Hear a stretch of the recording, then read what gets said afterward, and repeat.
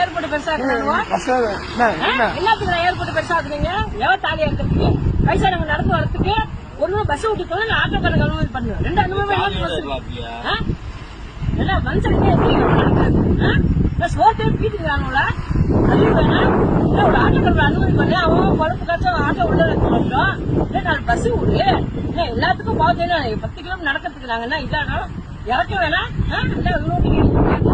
இந்த மாதிரி பாவத்தை கொட்டிக்கலாம்ப்பா எல்லாருக்கும் இந்த பாவத்தெல்லாம் கொட்டிக்க கூடாது என்ன 10 கிலோமீட்டர் நடக்க முடியும் இப்ப ஆட்டோ அலர்ட் பண்ணி நாங்க ஆட்டோ வந்து இறங்கிறோம் காசு கொடுத்து அதுக்கும் அலர்ட் பண்ணாம 20 கிலோமீட்டர் நடக்க வச்சிருக்கீங்க அதுதான் ரகமான இது தாங்காதுடா